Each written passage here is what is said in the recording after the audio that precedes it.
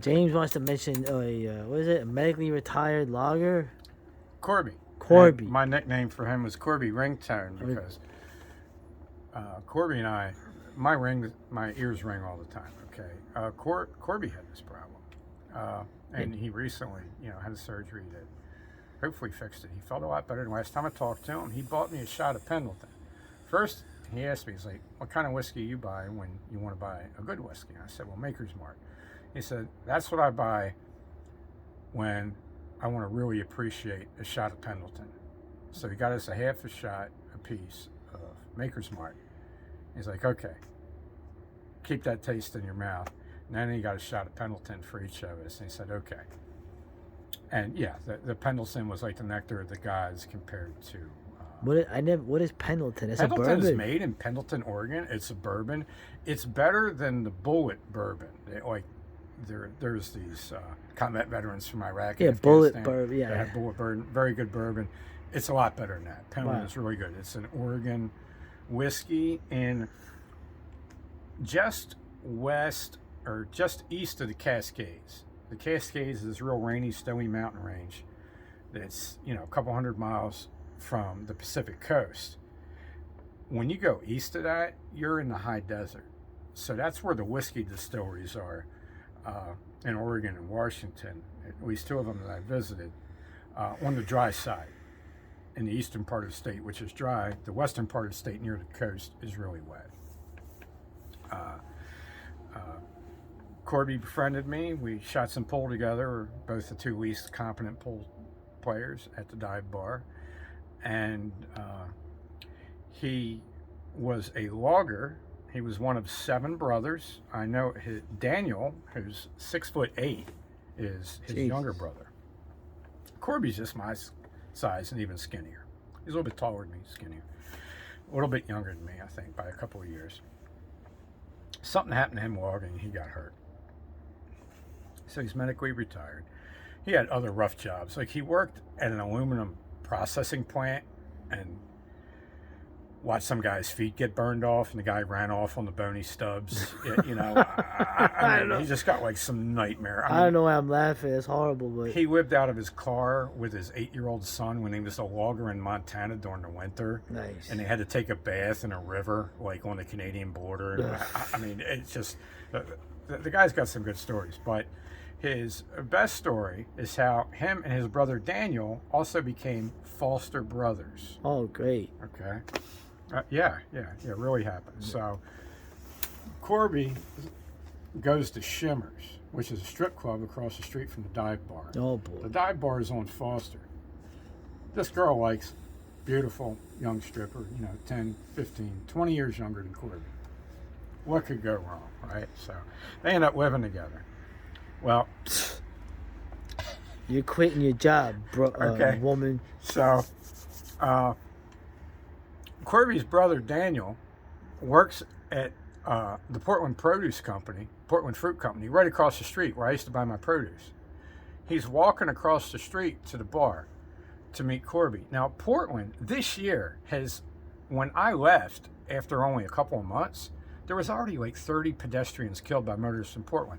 The lighting is very bad. It rains all the time. It's foggy often. Right. Okay? And you got a bunch of homeless people getting run over. Yeah. You also got a lot more bars than any other city I've been in. So you got a lot of like not totally sober people crossing the street. Yeah, they drink a lot in Portland. Right. Yeah. So I heard of that. So Daniel is hurrying across the street after work to meet Corby for drinks at the dive bar.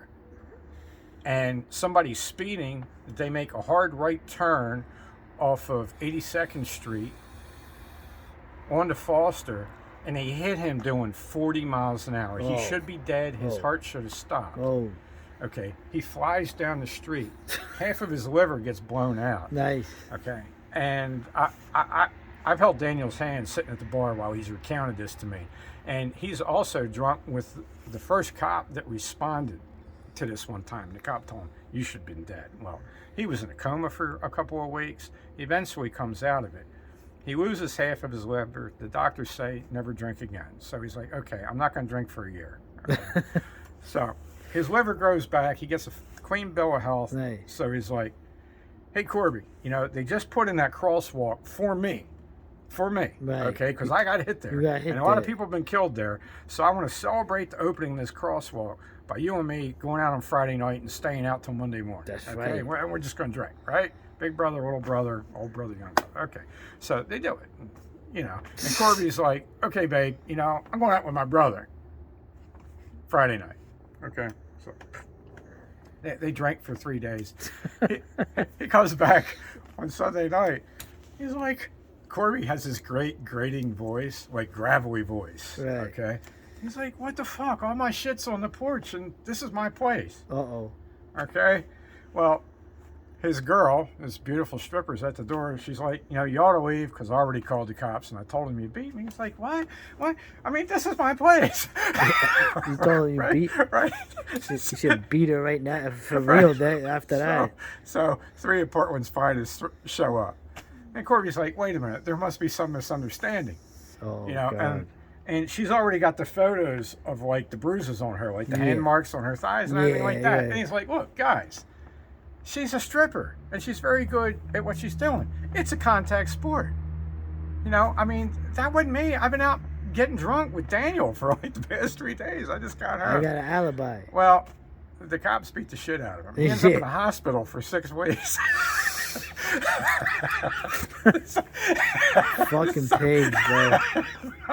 Well, and he's like, yeah, they probably all banged my ex-girlfriend too, right? So he finally, when he's finally good enough to get wheeled out of the hospital into the courtroom, the judge looks at him and looks at the cops like, what the fuck? I mean, you didn't leave anything for me. You know, so the judge just throws it out, right? So Corby's like, hey, Daniel, we got to celebrate. You know, celebrate. I'm getting out of prison. We'll get together and we'll drink at the dive bar, right? Oh. So Corby gets dropped off. He's got a wheelchair. Like, he's not a pussy. He doesn't want like a manual. He doesn't want like one of these 1,000-pound scooter chairs. He wants like a real wheelchair. Yeah. But they make him take one that's electric and it's got a little motor under it anyhow. But he can also do like the arm thing. Yeah. Like keep his arms up because he was always a working man. He's going across Foster at dusk to the dive bar. Daniel's like on the other side of the street. He's crossing at the crosswalk. In the crosswalk that was erected because his brother lost half of his liver here. Both these guys have told me the story 3 times. Okay? And Corby says, some non-driving bitch, meaning a woman, is doing 35, hits him while he's in the wheelchair. She keeps going. He said, I was still in the chair and I got thrown 35 feet. He ends up at the taco stand down the street, like sandwiched into this thing. He's not even fully healed from the whooping the cops put on him like 6 weeks ago, right? And she gets caught because thankfully he didn't have a manual wheelchair. He did have the one that had the motor under it that they made him take, and the undercarriage got caught under her piece of shit rice burner. I think it's what Corby said. I think he has a Jeep Wrangler. This dude needs to this guy just needs to stay in where he lives for like a week and not go out. So he gets no settlement out of this bitch, right? Whatever happens. But Daniel and Corby now declare themselves not only blood brothers, but foster brothers, because they were both hit in the very same spot by motorists on Foster Avenue. All right, well, okay, you know, in Portland. And Corby's my friend, Daniel's my friend, and they're very cool guys. So they both play pool better than I do. And they're still kicking after all this. They both bought me shots my last night in Portland. So you think your life is rough? These fucking guys, stay out of the fucking road. Just fucking stay at home for a week. Okay. Get a fucking bottle and get, go to the liquor store and run home. Anyway, all right.